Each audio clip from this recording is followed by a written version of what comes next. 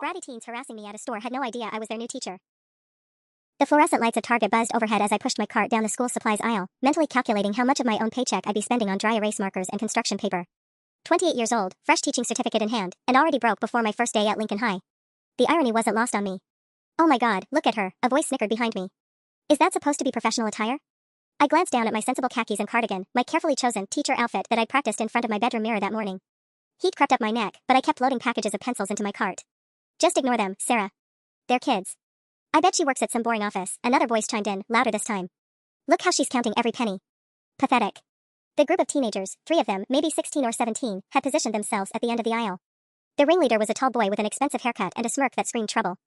To his left stood a girl with perfectly contoured makeup and her phone already out, recording.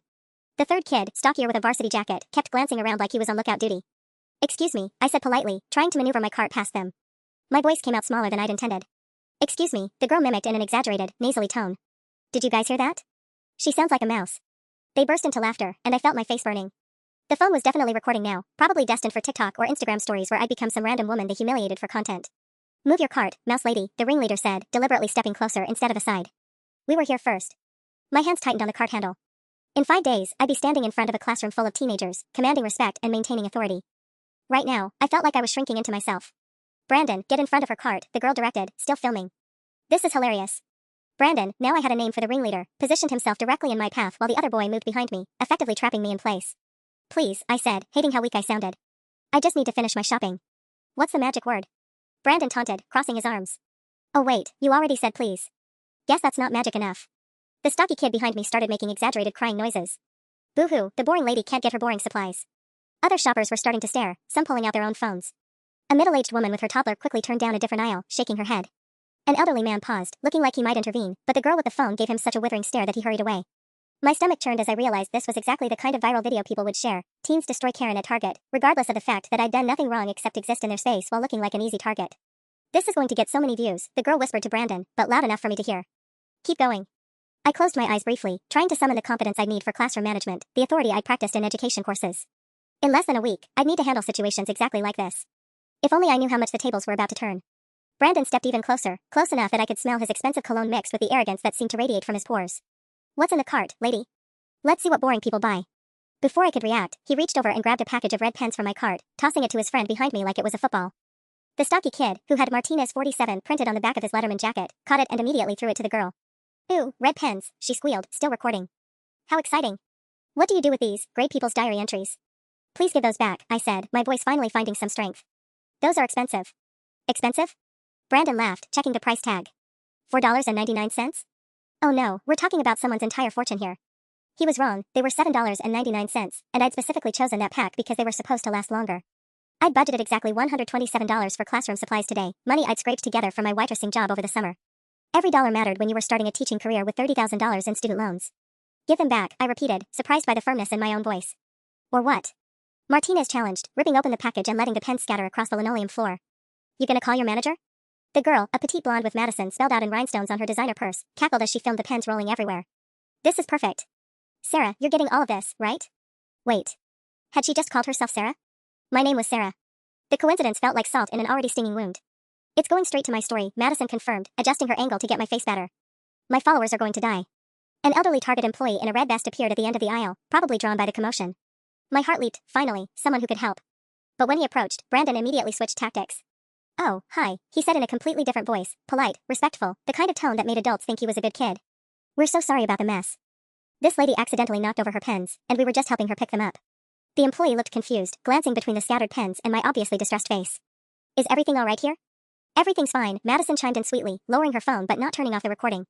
"Just a little accident." I opened my mouth to explain what really happened, but Martinez was already kneeling down, making a show of gathering the pens. "Don't worry, miss," he said to me in a voice dripping with fake concern. "We've got this." The employee nodded approvingly. "That's nice of you kids to help." He looked at me expectantly. "Ma'am?" 3 pairs of teenage eyes stared at me with barely concealed smirks, daring me to contradict their version of events. Madison's phone was still recording, just out of the employee's line of sight. If I accused them now, I'd look like the unreasonable adult picking on helpful teenagers. They'd have it all on video, me appearing paranoid and aggressive toward kids who were just trying to help. "Thank you," I managed to say, the words tasting bitter. The employee smiled and walked away, completely oblivious to the psychological warfare that had just played out in the school supplies aisle. The moment he was gone, Brandon's helpful expression melted back into a smirk. You're welcome, he said, dropping the pens carelessly back into my cart. This was better than I hoped, Madison whispered, checking her phone screen. The look on her face when she couldn't say anything? Priceless. I gripped my cart handle so tightly my knuckles went white, watching my future students walk away laughing. If only they knew they'd just sealed their own fate. The encounter left me shaking as I finished my shopping, but it wasn't over. As I wheeled my cart toward the checkout lanes 20 minutes later, I spotted them again, Brandon, Martinez, and Madison clustered around the electronics section, still riding high on their little power trip. Oh look, it's our friend again, Madison announced loudly enough for half the store to hear. She had her phone out immediately, like it was a reflex. Round 2, anyone? My stomach dropped, but I kept walking toward the self-checkout stations. Just get out of here, Sarah. Don't engage. But Brandon had other plans. He jogged over and positioned himself right next to the checkout station I'd chosen, pretending to browse the candy display while making commentary on everything I scanned. Tissues, probably for all her crying, he narrated to his friends, who had followed and were filming again. Staplers, because her life is so boring she gets excited about office supplies. Oh, and hand sanitizer, gotta stay clean when you have no friends to catch germs from. The middle-aged woman at the station next to me glanced over with a mixture of sympathy and annoyance. Shouldn't you kids be somewhere else? She asked. We're just shopping, Martinez replied innocently. It's a free country. I fumbled with a barcode scanner, my hands trembling slightly as Brandon kept up his running commentary. When I reached for a pack of construction paper, he suddenly grabbed it. Let me help you with that, he said in mock politeness, holding it just out of my reach. You seem a little short. I was 5 feet 4 inches, perfectly average height, but I'd have to jump to reach the paper he was now holding above his head. Madison zoomed in with her camera, clearly hoping I'd make a scene. Please give it back, I said quietly. What's that? Can't hear you, Brandon cupped his ear dramatically. Speak up, mouse lady. The woman next to me had stopped her own checkout process and was staring now. A teenage Target employee with a nose ring was approaching, probably drawn by the commotion. I had maybe 30 seconds before this became an even bigger spectacle. Give. It. Back. The words came out louder than I intended, echoing off the ceiling of the checkout area. Several shoppers turned to look. A toddler in a nearby cart started crying. Madison's face lit up like she'd won the lottery. She'd gotten me to lose my composure on camera. Whoa, lady, chill, Brandon said, dropping the construction paper into my cart with exaggerated concern. We were just playing around. No need to scream at kids. The teenage employee arrived just as I was standing there, face flushed, looking like the unhinged adult who'd just yelled at some innocent teenagers. The optics were terrible. Is there a problem here? The employee asked, her tone already suggesting she thought I was the problem. No problem at all, Madison said sweetly. We were just trying to help her reach something, and she kind of snapped. She yelled at us for no reason, Martinez added, managing to look hurt. We were just being nice. The employee looked at me with barely concealed irritation. Ma'am, I'm going to have to ask you to keep your voice down. This is a family store. My face burned with humiliation as I nodded mutely. There was nothing I could say that wouldn't make me look worse. The trio had orchestrated this perfectly. They looked like the victims while I appeared to be the aggressive adult terrorizing children. Sorry, I whispered, the apology tasting like poison. As I hurried through the rest of my checkout, scanning items with shaking hands, I could hear them snickering behind me. Madison was already uploading the video, probably typing something about a crazy Karen who attacked innocent kids. Little did they know that in exactly 5 days, our dynamic would shift completely. And I'd have 9 months to balance the scales. The humiliation followed me home like a stain I couldn't wash out. I sat in my Honda Civic in Target's parking lot for 20 minutes, hands still shaking as I watched other shoppers go about their normal Saturday afternoon routines. Through my rearview mirror, I could see Brandon, Martinez, and Madison climbing into a lifted black pickup truck, probably Brandon's, given how he'd strutted toward the driver's side jangling expensive-looking keys. The truck had a Lincoln High School parking sticker on the back windshield. My blood ran cold as the implications hit me. Lincoln High, my school. My new job that started in 5 days. The place where I was supposed to command respect and maintain classroom authority. They went to Lincoln. I fumbled for my phone and pulled up the school's website, scrolling frantically through last year's sports rosters and honor roll lists. There, Martinez, Diego, number 47, varsity football, junior. And in the academic achievements section, Madison Chen, National Honor Society, grade 11. Brandon was harder to find until I clicked through to the student government page, Brandon Westfield, junior class vice president. My tormentors weren't just random teenagers, they were my future students. Kids I'd see every single day. Kids who now had video evidence of me looking weak, flustered, and completely unable to stand up for myself. The irony was suffocating. I'd spent 4 years in college learning about adolescent psychology, classroom management, and establishing authority with teenagers. I'd written papers on handling disruptive behavior and building mutual respect. I'd practiced competent teacher voices in mirrors and student teaching placements. And these 3 had demolished all of that in 20 minutes at Target. My phone buzzed with a text from my roommate Jessica. How'd the school shopping go? Ready to be the coolest teacher ever? Smiling face with smiling eyes. I stared at the message, unable to type a response. How could I explain that I'd just been psychologically destroyed by my own future students? That they had video proof of my weakness that could surface at any moment during the school year? Another buzz, this time a notification from Instagram. My stomach lurched as I opened it, fearing the worst, but it was just an ad for teacher supplies. Still, the paranoia was setting in. How long before Madison's video found its way to other Lincoln High students? How long before everyone knew their new English teacher was the crazy lady from Target? I drove home in a daze, my carefully planned classroom supplies feeling like evidence of my own naivety. When I got to my apartment, I spread everything out on my kitchen table, the red pens they'd scattered, the construction paper Brandon had held hostage, the tissues he'd mocked. Each item now carried the memory of my public humiliation. But as I sat there staring at my supplies, something else began to build underneath the shame. Something harder and more focused. Anger. These weren't just random bullies I'd never see again. They were going to be in my classroom in 5 days, expecting me to be the same weak target they'd tormented at Target. They'd probably already forgotten my face, moved on to planning their next viral video or weekend party. They had no idea who they'd just messed with. I opened my laptop and began researching everything I could about Brandon Westfield, Diego Martinez, and Madison Chin. Class schedules, academic records, extracurricular activities, anything that would be available to me as their teacher. It was time to remind them that actions have consequences. And I had the entire school year to teach them that lesson. My research session that night revealed more than I'd bargained for. Brandon Westfield wasn't just any student, he was connected. His father, Robert Westfield, sat on the school board and owned 3 car dealerships across town. His mother chaired the PTA and organized the annual fundraising gala that kept Lincoln High's arts programs alive. The family had donated $50,000 for the new computer lab just last year. Madison Chen was equally untouchable in her own way. Straight-A student, debate team captain, already taking AP courses as a junior. Her college counselor recommendations would probably glow brighter than stadium lights. She was exactly the kind of student administrators loved to showcase in brochures and graduation speeches. And Diego Martinez? Star linebacker, team captain, and according to multiple local newspaper articles, being scouted by Division I colleges. His single mother worked double shifts at the hospital to support his 3 younger siblings, making his athletic scholarship potential crucial for the family's future. They'd chosen their victim well. I was nobody, a first-year teacher with 0 connections, no powerful parents to back me up, and now video evidence of me attacking innocent kids if they ever needed to destroy my credibility. But they'd made one critical miscalculation. I pulled up Lincoln High's student handbook and course catalog, cross-referencing class schedules with teacher assignments. My heart hammered as I found what I was looking for, Advanced Placement English Literature, Period 3, Room 237. Mrs. Henderson had taught that section for 15 years before her retirement opened up the position for me. Brandon, Madison, and Diego were all enrolled in AP Lit. My class. My domain. For the entire school year. The next 4 days crawled by like torture. I arranged my classroom, laminated name tags, and rehearsed my introduction speech while fighting waves of nausea every time I thought about Tuesday morning. Would they recognize me immediately? Would Madison whisper to the others, pointing and snickering? Would they already be planning ways to make my first year hell? I practiced different approaches in my bathroom mirror. Confrontational, we need to discuss your behavior at Target. Too aggressive, they'd flip it around, claim I was targeting them unfairly. Passive, just pretend nothing happened and hope they'd forgotten. Too weak, they'd smell blood in the water immediately. By Monday night, I'd settled on a third option. Professional patience. Let them think they'd gotten away with it, let them assume I was still the same pushover from the store. Then slowly, methodically, remind them that classroom authority was an entirely different game than public humiliation. I had weapons they couldn't even imagine yet. Seating charts that could isolate troublemakers. Group project assignments that could make or break social dynamics. Parent-teacher conferences where their behavior would be documented with clinical precision. And if they wanted to play the long game with viral videos and social warfare, well, I had access to their permanent records, college recommendation letters, and disciplinary files. The morning of the first day, I arrived at Lincoln High at 6:47 a.m., a full hour and 13 minutes before first period. The hallways echoed with the sound of my heels clicking against polished linoleum as I made my way to room 237. My hands shook slightly as I unlocked my classroom door, but this time it wasn't from fear. It was anticipation. I arranged my desk one final time, positioned my nameplate so it would be clearly visible, and wrote Ms. Thompson AP English Literature on the whiteboard in my neatest handwriting. Then I stood at my classroom window, watching luxury cars and pickup trucks pull into the student parking lot, wondering which one contained my target tormentors. Third period was still 2.5 hours away. But I'd waited long enough for this moment. The first 2 periods crawled by in a blur of nervous energy and introductory activities. I taught freshman English to wide-eyed 14-year-olds who hung on my every word, their respect automatic and unquestioned. If only they knew that in 43 minutes, their teacher would face her greatest test. At 10:47 a.m., I stood outside room 237 during the passing period, greeting students as they filtered in for AP Literature. My heart hammered against my ribs as I scanned each face, waiting for the inevitable moment of recognition. "Good morning," I said cheerfully to a tall girl with purple-streaked hair. "Welcome to AP Lit." "Morning, Ms. Thompson," she replied, glancing at my nameplate before heading to a desk in the middle row. More students trickled in, serious-looking kids with overstuffed backpacks and the slightly stressed expressions of high achievers. These were Lincoln High's academic elite, the ones destined for Ivy League schools and merit scholarships. The ones who'd never dream of harassing random adults at Target for TikTok views. At least, most of them wouldn't. "Oh, you've got to be kidding me."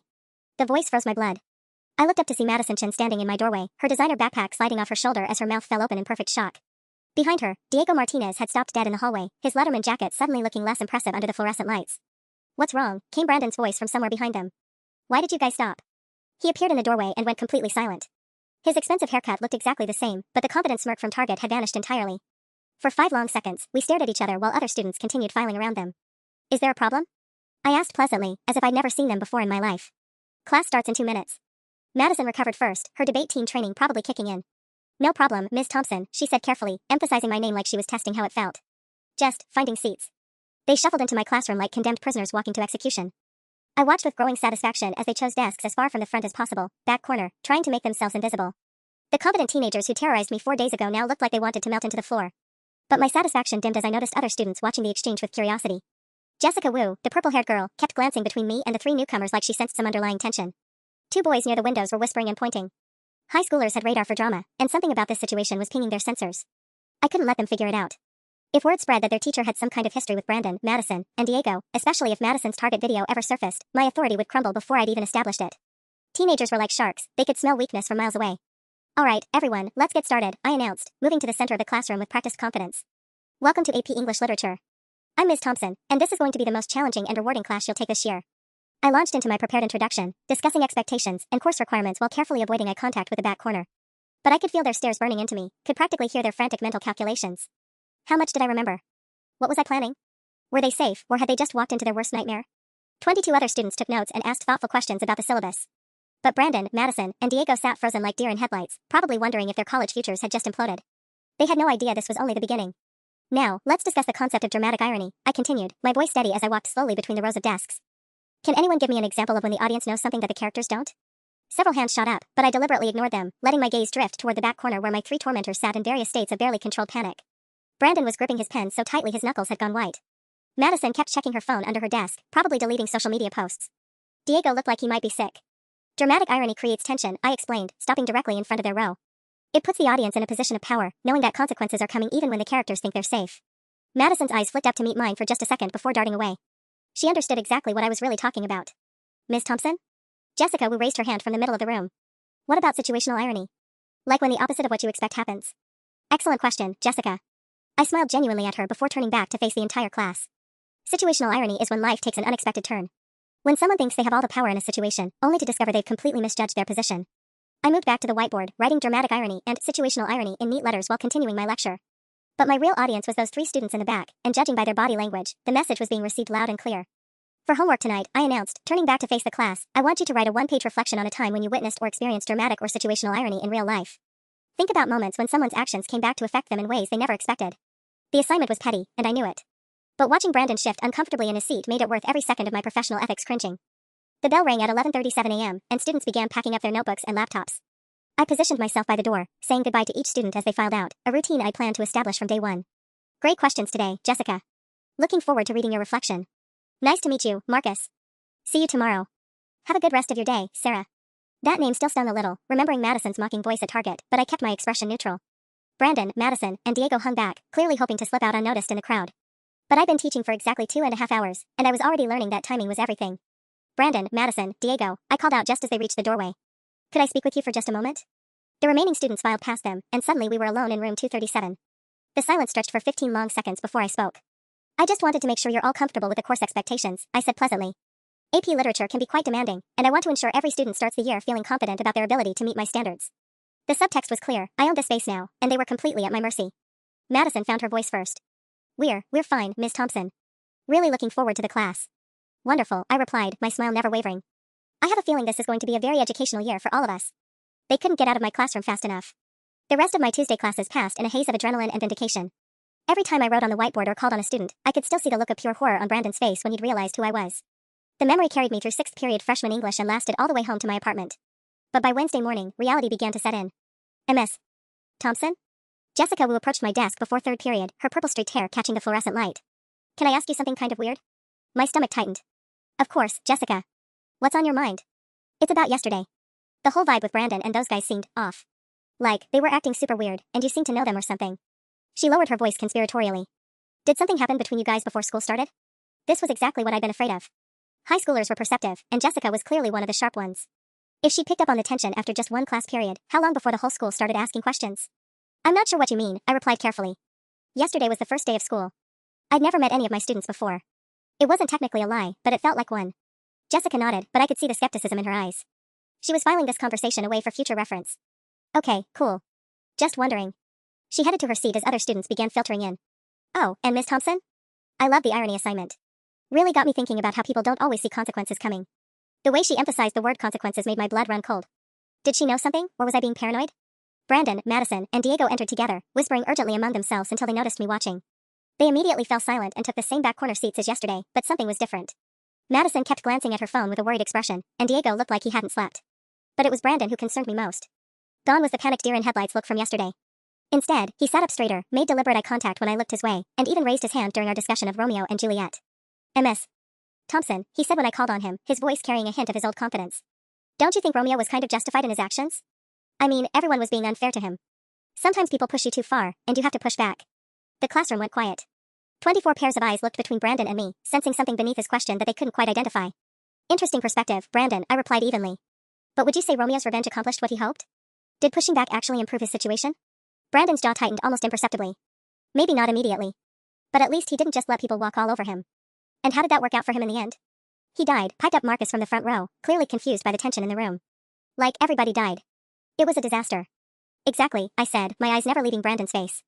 Sometimes the desire for revenge blinds us to the bigger picture. Sometimes pushing back just makes everything worse for everyone involved. Brandon leaned back in his chair, and for a split second, I saw a flash of the smug teenager from Target. Or maybe, he said quietly, some people deserve whatever they get. The threat was subtle but unmistakable. My hands trembled slightly as I turned back to the whiteboard, but I forced my voice to remain steady. Well, I said, I suppose we'll have plenty of time this semester to explore what people truly deserve. After all, we have 9 whole months together. When I glanced back, all 3 of them were staring at me with expressions I couldn't quite read. The war was officially beginning. That night, I found out just how wrong I'd been to assume I held all the cards. My phone buzzed at 9:23 p.m. with a notification I'd been dreading since Tuesday. A Facebook message from my college roommate Amber. Sarah, is this you? Flushed face. Attached was a screenshot of a TikTok video with 47,000 views and counting. The caption read, when Karens attack innocent kids at Target skull #Target Karen #adult tantrum #Gen Z wins. My stomach dropped as I watched Madison's expertly edited footage. The video started with me scanning items at self-checkout, looking frazzled and pathetic. Then came the moment where Brandon held my construction paper just out of reach, followed by my desperate give. IT. Back. The audio was crystal clear, making me sound absolutely unhinged. But the worst part was what came next. Madison had somehow obtained security footage, probably through a friend who worked at Target, showing me from a different angle. In that version, you couldn't see Brandon provoking me. It just looked like I'd exploded at a teenager who was trying to help me reach something. The comments were brutal. This teacher needs to find a new job, grimacing face. Imagine having this psycho as your mom. Poor kids were just being nice and she lost it. Update, found her LinkedIn. She teaches at Lincoln High Eyes. I scrolled frantically through the comments until I found the one that made my blood freeze. Posted 6 hours ago by an account called at Lincoln Lions Update. Guys, this is literally my AP English teacher Ms. Thompson skull class is gonna be so awkward tomorrow #small world #Lincoln 2024. The account had 3,847 followers, probably half the school. My phone started buzzing with notifications as students found the video and began tagging their friends. At Jessica__debate commented, wait what? No wonder yesterday felt weird eyes. At Marcus_football_23 replied, bro she seemed so normal in class. At Sarah_chin_official added, this explains everything about Brandon and Madison acting sus. By 10:15 p.m., the video had been shared to at least 12 different Lincoln High social media accounts. Students were dissecting every second of footage, analyzing my behavior, speculating about what had really happened. Some defended me, saying the teenagers looked like troublemakers, but they were vastly outnumbered by the ones calling me Target teacher and Ms. Tantrum. The worst part was watching my professional reputation crumble in real time through teenage commentary. These kids would walk into my classroom tomorrow seeing me not as an authority figure, but as a viral meme. The woman who lost control in a Target. At 11:47 p.m., my phone rang. The caller ID showed Lincoln High's main number, which meant someone was calling from their personal cell but identifying themselves as administration. Ms. Thompson? This is Principal Rodriguez. I apologize for calling so late, but I felt this couldn't wait until morning. My mouth went dry. Of course, Mr. Rodriguez. What can I do for you? I'm sure you're aware that a video involving you has been circulating among our students. I've received several calls from concerned parents tonight, and I think we need to discuss this situation first thing tomorrow morning. Sir, I can explain. I'm sure you can. My office, 7:30 a.m., before first period. We'll figure out how to handle this appropriately. The line went dead, leaving me staring at my phone in the darkness of my bedroom. Brandon, Madison, and Diego had just played their masterstroke. They turned my moment of revenge into their ultimate victory, transforming me from predator back to prey with a single viral video. Tomorrow morning, I'd have to face not just my tormentors, but an entire school that had watched me lose control. The tables had turned again, and I was running out of moves. The meeting with Principal Rodriguez at 7:30 a.m. was even worse than I'd imagined. His office felt like a tribunal, with me sitting in an uncomfortable chair across from his massive oak desk while he pulled up the TikTok video on his computer monitor. 47,000 views as of this morning, he said, not looking at me. The district office called at 6:45 a.m. Apparently Channel 7 News picked it up for their morning segment about viral classroom controversies. My coffee turned to acid in my stomach. Mr. Rodriguez, those students were harassing me. The video doesn't show. What the video shows, Ms. Thompson, is one of my teachers losing control in a public setting. He finally looked up, his expression unreadable. Now, I've watched this thing a dozen times, and something feels off about the whole situation. But perception is reality in education, and right now the perception is that you can't handle confrontation with teenagers. Through his office window, I could see students gathering in the courtyard before first period. Several were holding their phones, probably sharing the video with anyone who hadn't seen it yet. A group of junior girls kept pointing toward the main building and giggling. The 3 students involved, Brandon Westfield, Madison Chen, and Diego Martinez, are all in your AP Literature class. Is that correct? Yes, sir. My voice came out barely above a whisper. That creates a significant problem. Their parents have all called this morning expressing concerns about potential retaliation or unfair treatment. He leaned forward, steepling his fingers. Brandon's father sits on the school board, as you probably know. He's requesting that his son be transferred to Mrs. Patterson's AP section immediately. And the others? Madison's parents want her moved as well. Diego's mother is more concerned about his football eligibility. Apparently she's worried that any academic issues in your class could affect his scholarship prospects. I felt my carefully planned revenge slipping away completely. If they all transferred out of my class, I'd lose any opportunity to balance the scales. They'd get their clean escape while I remained the viral laughingstock of Lincoln High.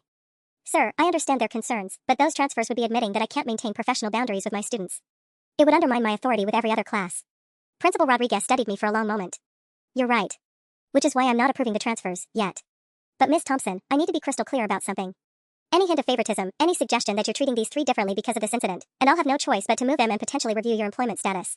The threat hung in the air between us like smoke. One wrong move, one complaint from Brandon, Madison, or Diego, and my teaching career would be over before it really began.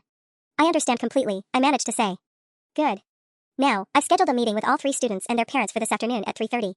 You'll be there to address their concerns directly and assure everyone that this incident won't affect your classroom management. The bell rang for first period, echoing through the building like a death knell. In 2 hours, I'd have to face my AP literature class knowing that half of them had seen me at my lowest point. Brandon, Madison, and Diego would be sitting in those back corners, probably smirking with the knowledge that they'd effectively neutralized any power I thought I had over them. Ms. Thompson? Principal Rodriguez stood up, signaling the meeting was over. For what it's worth, I hope you prove me right for keeping you here. But this is your one chance to make this right. As I walked toward my classroom, passing clusters of whispering students who definitely recognized me, I realized that my carefully planned psychological warfare had backfired spectacularly. Now I had to figure out how to teach the students who destroyed me. The afternoon meeting with the parents was a masterclass in humiliation disguised as professional mediation. Principal Rodriguez had arranged the chairs in his office like a peace treaty negotiation, with me sitting alone on one side facing Brandon's father Robert Westfield, Madison's mother Dr. Elena Chen, and Diego's mother Maria Martinez. Let me be clear, Robert Westfield began before I'd even settled into my chair. My son has never been in trouble at school. He's junior class vice president, maintains a 3.8 GPA, and volunteers at the animal shelter every weekend. The idea that he would randomly harass a stranger is absolutely ridiculous. He was wearing a $2,000 suit and spoke with the casual authority of someone accustomed to getting his way. Behind him, Brandon sat with his hands folded, the picture of wounded innocence. Dr. Chen leaned forward, her voice crisp and clinical. Madison showed me the full context of what happened. She said you seemed agitated from the moment they encountered you, and they were genuinely trying to help when you escalated the situation. That's not what happened, I said quietly, but Maria Martinez was already speaking. Diego feels terrible about this, she said, her English heavily accented but clear. He works so hard to be respectful, to make me proud. Now he's afraid his teacher thinks he's a bad kid, that maybe his grades will suffer because of some misunderstanding. The word misunderstanding hit like a slap. They'd rewritten the entire narrative, turning their children's calculated cruelty into innocent confusion and my humiliation into professional instability. Ms. Thompson, Principal Rodriguez interjected, would you like to address their concerns? I looked at each parent, then at the three teenagers who'd orchestrated my destruction. Madison was checking her cuticles with studied boredom. Diego stared at his shoes like he wished he could disappear. But Brandon met my eyes with the faintest hint of a smile. I want to assure all of you that what happened at Target will have absolutely no impact on how I treat your children in my classroom, I said, my voice steadier than I felt. They're bright, capable students, and I look forward to challenging them academically this year. That's very professional of you, Dr. Chen replied, though her tone suggested she doubted my sincerity. Madison is particularly concerned about her class participation grade. She's quite outspoken in academic discussions, and she's worried you might interpret her enthusiasm as disrespectful. The translation was clear. Madison planned to continue being difficult, and now she'd prepositioned herself as the victim if I called her out on it. Robert Westfield checked his Rolex, a gesture clearly meant to signal his time was valuable. I think we've covered the main concerns. Ms. Thompson seems to understand that these kids deserve a fresh start, regardless of any previous encounters. By 4:47 p.m., I was alone in my classroom, staring at the seating chart I'd prepared for the next day. 24 names arranged in neat rows, with Brandon Westfield, Madison Chen, and Diego Martinez strategically separated to minimize their ability to coordinate disruptions. It felt pathetic now. They didn't need to sit together to communicate, they had group chats, social media, and the certainty that I couldn't touch them without ending my career. My phone buzzed with a text from an unknown number. Hope tomorrow's class goes better for you, Ms. Thompson. Smiling face with smiling eyes, a concerned student. The message felt like a veiled threat, though I couldn't prove it. Another buzz showed a screenshot from Jessica Wu. Someone created a Rate My Teacher's profile for you already. Thought you should know. The profile had 3 reviews, all posted within the last hour. Ms. Thompson is literally insane. Saw her scream at kids at Target. Avoid her class if possible. 1/5 stars. She seems like she has anger issues. My friend's brother said she acts totally different in class than in real life. Very fake. 2 out of 5 stars. Actually, she's pretty good at teaching but has some personal problems. Just stay on her good side, lol. 3 out of 5 stars. By 6:30 p.m., I was sitting in my Honda Civic in the school parking lot again, just like I had after the Target incident. But this time, I wasn't shaking with humiliation. I was calculating. They'd won this round completely, turned my moment of power into their ultimate victory. But they'd also revealed something crucial about themselves. They were willing to lie to parents, administrators, and the entire school to protect their image. That level of deception required maintenance. And maintenance created opportunities for exposure. I pulled out my phone and began researching everything I could about social media forensics, digital timestamps, and Target's security footage retention policies. If they wanted to play the long game, I'd show them what a real long game looked like. The next morning, I arrived at Lincoln High with a different strategy entirely. Instead of avoiding the stares and whispers, I walked through the hallways with my head high, greeting every student I passed with genuine warmth.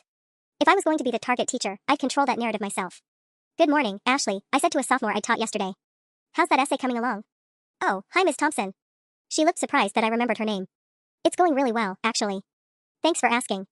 By second period, I'd had 17 individual conversations with students about their work, their weekend plans, their thoughts on the reading assignments. Word spread quickly through teenage social networks. Miss Thompson wasn't the unhinged woman from the video.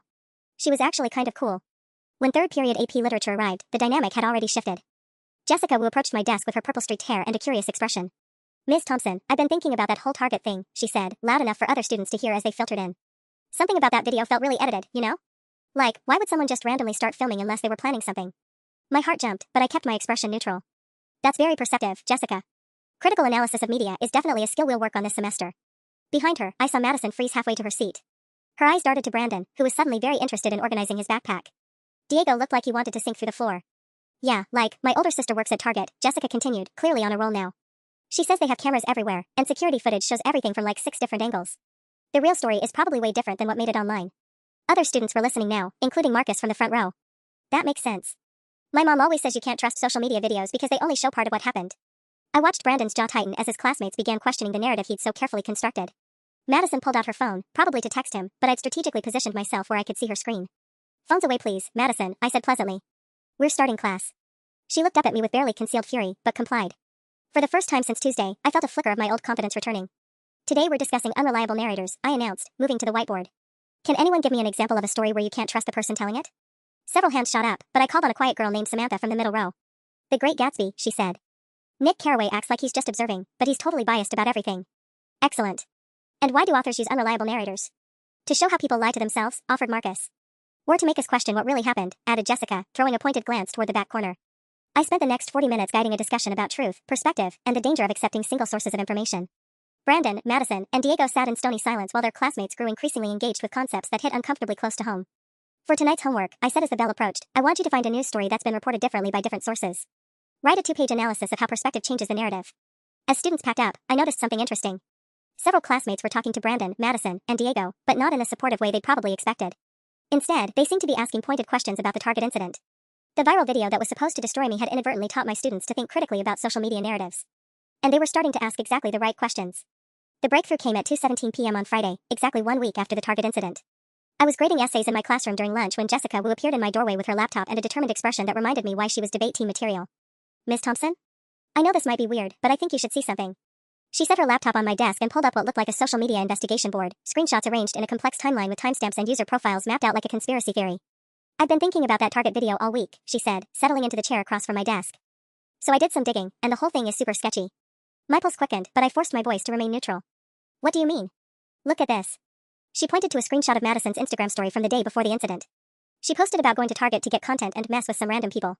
Then look at the timestamp on the TikTok upload. She posted it literally 3 minutes after you guys left the store.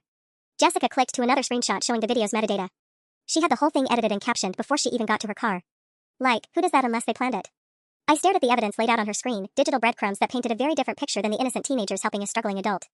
Jessica, this is very thorough research, but... Wait, there's more. She pulled up Brandon's Snapchat history, somehow retrieved through mutual friends. He sent snaps to his group chat during the whole thing. Look at these captions. About to make this lady's day horrible, and Madison's recording everything. This is gonna be epic. The smoking gun was right there in teenage social media hubris. They'd documented their own premeditation. And Diego, Jessica continued, clicking to another screen, posted on his private Instagram about feeling bad afterward. He wrote, maybe we went too far with that Target thing. She seemed really upset. But then he deleted it 20 minutes later. I looked at Jessica with new respect. How did you get access to all this? She shrugged with the casual confidence of a digital native. High schoolers aren't as private as they think. Everything's connected if you know where to look. Plus, some people were already suspicious about the video, so they started saving screenshots before stuff got deleted. My mind raced through the implications. This wasn't just teenage gossip, this was documented evidence of harassment and deliberate defamation. Evidence that could completely flip the narrative that had nearly destroyed my career. The question is, Jessica said, leaning back in her chair, what are you going to do about it? Before I could answer, footsteps echoed in the hallway outside my classroom. Through the doorway, I could see Principal Rodriguez approaching with a grim expression and what looked like official district paperwork in his hands. Miss Thompson? He appeared in the doorway, then noticed Jessica and her laptop display. I'm sorry, am I interrupting something? Jessica quickly minimized her browser, but not before Principal Rodriguez caught a glimpse of the screenshots. His eyebrows rose slightly as he registered Brandon's and Madison's faces on the screen. Jessica, could you give Miss Thompson and me a few minutes alone? She packed up her laptop with obvious reluctance, but not before whispering to me, think about what I showed you. The truth should matter, right? After she left, Principal Rodriguez closed my classroom door and set the paperwork on my desk. The letterhead read Lincoln County School District Personnel Review Committee. I'm afraid I have some difficult news, Ms. Thompson. The district has received a formal complaint about the Target incident. They're opening an official investigation into your conduct. The paperwork felt like it weighed 1,000 pounds in my hands as I scanned the formal complaint. 3 pages of legal language boiled down to a simple accusation: I was unstable, potentially dangerous, and unfit to work with minors. The signatures at the bottom belong to Robert Westfield, Dr. Elena Chen, and Maria Martinez. They filed this yesterday, Principal Rodriguez said, settling into the chair Jessica had just vacated. The district office fast-tracked it because of the media attention. Channel 7 apparently aired a follow-up segment about concerning teacher behavior in our schools. My throat felt dry as sandpaper. What does this mean for my position? You'll be on administrative leave pending the investigation. Could take 2 to 6 weeks, depending on how thorough they want to be. He paused, glancing at my now blank computer screen where Jessica's evidence had been displayed moments before. Unless, of course, new information comes to light that changes the situation. The weight of his words hung between us. He'd seen Jessica's screenshots, enough to know there was more to this story. But he couldn't act on teenage social media detective work without proper documentation and official channels. Mr. Rodriguez, that student who was just here, she's uncovered some concerning evidence about what really happened at Target. Social media posts that suggest the incident was planned, that those 3 students deliberately targeted me for content creation. He leaned forward, suddenly more interested. What kind of evidence? I pulled up Jessica's contact information on my phone. Screenshots of posts from before the incident showing premeditation. Messages between the students coordinating the harassment. Even admissions of guilt that were later deleted. Ms. Thompson, if what you're saying is true, this completely changes everything. But I need to see this documentation through proper channels. Student privacy laws, chain of custody for digital evidence, we have to do this right. The bell rang for 5th period, echoing through our empty hallway. In my other life, the one where I was still teaching, I should be preparing for my next class right now. Instead, I was fighting for my professional survival with help from a 17-year-old with a laptop and too much free time. There's something else, I said, remembering Diego's deleted Instagram post that Jessica had mentioned. One of the students involved, Diego Martinez, apparently posted something afterward expressing regret about going too far. That suggests consciousness of wrongdoing, doesn't it? Principal Rodriguez pulled out his own phone and began typing notes. I'll need to contact the district's technology coordinator about retrieving deleted social media content. It's complicated, but if we can establish a pattern of deliberate harassment. He trailed off, but the implication was clear. How long do I have before the administrative leave starts? Monday morning. Which gives us the weekend to gather whatever evidence exists and present it to the district review committee. He stood up, collecting the complaint paperwork. Ms. Thompson, I'm going to be very direct with you. If Jessica Wu's research is accurate, if those 3 students really did orchestrate this whole thing, then we're not just looking at clearing your name. We're looking at disciplinary action for Brandon, Madison, and Diego that could affect their college applications, scholarship eligibility, and permanent records. The irony wasn't lost on me. A week ago, I'd been planning subtle psychological warfare through seating charts and essay assignments. Now, thanks to their own social media hubris and one determined student's investigative skills, they faced consequences far more serious than anything I could have engineered. I'll contact Jessica's parents about her research, Principal Rodriguez continued. If they consent to her cooperating with the investigation, this could turn around very quickly. As he left my classroom, I sat alone surrounded by the remnants of my abbreviated teaching career. But for the first time in a week, I felt something I'd almost forgotten: hope. The truth was finally fighting back. The weekend felt like waiting for a jury verdict, but by Monday morning at 8:15 a.m., I knew we'd won. Jessica Wu had spent her entire weekend building an airtight case with the methodical precision of a future lawyer. Her parents, both attorneys, had helped her document everything properly, creating a timeline that read like a legal brief. Screenshots with verified timestamps. Cached versions of deleted posts. Even testimony from other Target customers who'd witnessed the harassment but hadn't been shown in Madison's edited video. The smoking gun came Sunday night when Jessica discovered Brandon's private YouTube channel where he'd uploaded a longer version of the incident, one that showed him deliberately blocking my cart and taunting me before I'd raised my voice. He'd apparently planned to use it for a different video project, then forgotten about it when Madison's TikTok went viral first. Principal Rodriguez called me at 7:23 a.m. Monday morning. Ms. Thompson? You'll want to be here for this. Conference room B, 8:30 a.m. And Sarah? Bring your lesson plans. You'll be teaching 3rd period today. The emergency school board meeting was unlike anything I'd ever experienced. Robert Westfield sat across the conference table looking like he'd aged 5 years over the weekend, while Dr. Chen kept checking her phone with the defeated expression of someone watching her daughter's college prospects crumble in real time. Maria Martinez just looked tired, her nurse scrubs suggesting she'd come straight from a night shift. Let me understand this correctly, said Dr. Patricia Williams, the district superintendent, reviewing Jessica's evidence packet. Your children deliberately targeted Ms. Thompson for social media content, filmed and edited the harassment to make her appear unstable, then filed false complaints when they ended up in her classroom. The 3 teenagers sat at the end of the table looking nothing like the confident bullies from Target. Brandon stared at his hands.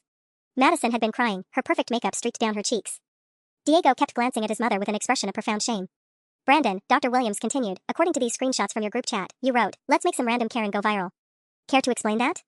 Brandon's voice came out as barely a whisper. We didn't think, we were just messing around.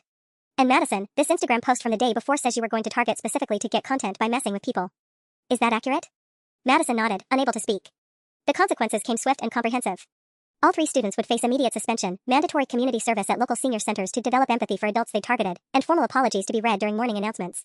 Their AP Literature grades would be transferred to Mrs. Patterson's section to avoid any appearance of bias in my classroom. But the real justice was more subtle. By Tuesday afternoon, the original TikTok video had been taken down and replaced with Jessica's investigative thread exposing the truth. The narrative had completely flipped. Now Brandon, Madison, and Diego were the viral villains, their names attached to a cautionary tale about social media harassment that would follow them through college applications and beyond. Ms. Thompson? Jessica approached my desk after class that day, grinning with satisfaction. How does it feel to have your reputation back? I looked around my classroom, really my classroom now, filled with students who respected me because they'd seen me survive and prevail. It feels like justice, I said. And for the first time since that fluorescent lit target aisle, I truly believed it. The bratty teens who thought they could destroy me had learned the hardest lesson of all: every action has consequences, and some teachers never forget.